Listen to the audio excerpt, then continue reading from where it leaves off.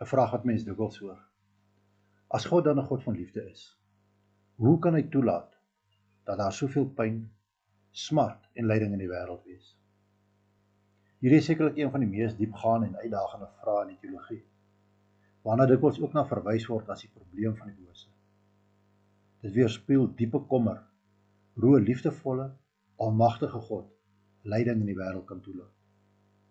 Kom ons kyk na verduidelikings gegronde Bybelse teologie, saam met 'n paar relevante verse. Eerstens kyk ons na die menslike vrye wil en die gevolge van sonde. God het mense met 'n vrye wil geskep, wat hulle in staat stel om tussen goed en kwaad te kies. Hierdie vryheid is 'n geskenk wat liefde, geloof en gehoorsaamheid betekenisvol maak. Maar dit maak ook voorsiening vir die moontlikheid van sonde en die gevolge daarvan. Baie vorme van lyding soos hongersnood, geweld en mishandeling is die gevolg van menslike keuses en sistemiese sonde. Ons lees in Genesis 3 vers 17 tot 19. Vir die mens het die Here God gesê, omdat jy na jou vrou geluister het en geëet het van die boom waarvan ek jou verbied het om te eet, is die aarde deur jou toedoen vervloek. Met swaar kry sal jy daaruit bestaan maak jou lewe lank. Die aarde sal vir jou dorings en dissels laat uitsprei. Jy sal veldplante eet. Net deur harde werk sal jy kan eet, totdat jy terugkeer na die aarde toe. Want daar het jy geneem, stof is jy, en jy sal weer stof word. Na die sondeval het die wêreld gebreek, en lyding het die skepping binnegekom.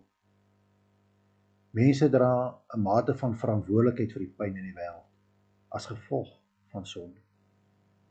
Romeine 5 vers 12 lees, verder nog dit, deur een mens het die sonde in die wêreld gekom, en deur die sonde die dood, en so die dood tot al die mense deurgedring, omdat almal gesondig het. Tweede punt waarna ons kyk is God se soewereiniteit en groter voornemens. Terwyl God lyding toelaat, het hy 'n soewereine plan wat ons dalk nie ten volle verstaan. Lyding kan soms 'n hoër doel dien, soos om karakter te bou, geloof te verdiep of selfs deernis te beïnvloed. Ons lees Jesaja 55 vers 8 tot 9. Want my gedagtes is nie julle gedagtes nie, en julle optrede nie soos myne nie, sê die Here. Romeine 8 vers 28 sê, ons weet dat God alles ten goeie laat meewerk vir die wat hom liefhet, die wat volgens sy besluit geroep is. Dit is ook belangrik dat ons kyk na die werklikheid van 'n gebroke wêreld.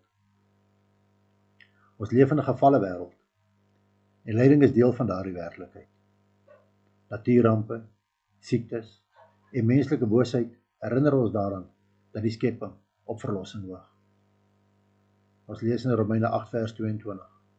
Ons weet dat die hele skepping tot nou toe sug in die pyne van verwagting. Openbaring 21 vers 4 sê, hy sal al die trane van hulle oë afdroog. Die dood sal daar nie meer wees nie.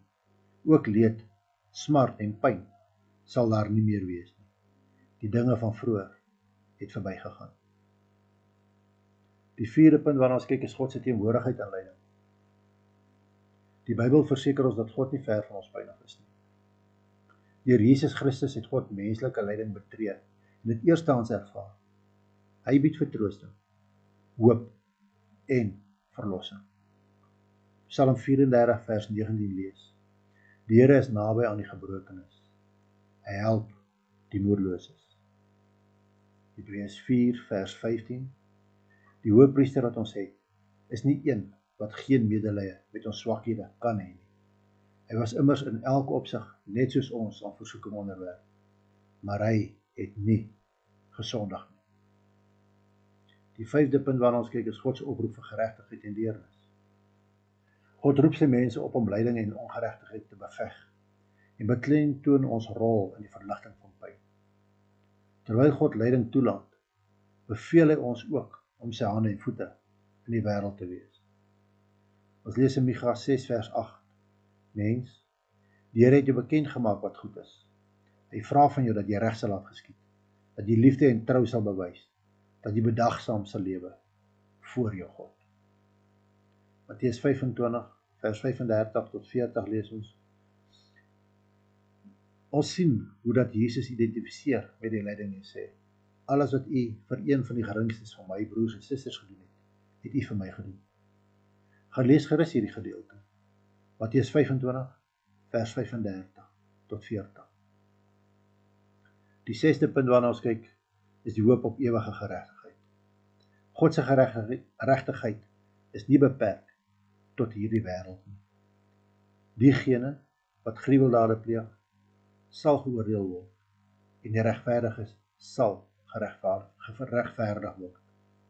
Lyding sal in ewigheid ten volle uitgeroei word. Ons lees in 2 Korintiërs 4 vers 17. Ons swaarkry in hierdie lewe is maar gering en gaan verby.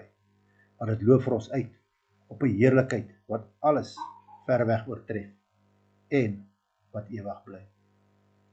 Openbaring 20 vers 12 wys ons daarop dat alle mense voor die oordeelstroon van God sal staan. En verseker ons dan ook dat geregtigheid sal geskied. Ons gevolgtrekking op bogenoemde, alles, alhoewel ons dalk sukkel om God se liefde met die teenwoordigheid van lyding te versoen, leer die Bybel dat God se voornemens hoër is as ons begrip. Hy weet hoop deur sy teenwoordigheid, geregtigheid en die belofte van verlossing. Ons rol is om hom te vertrou, te werk om lyding te verlig en sy liefde met 'n gebroke wêreld te deel.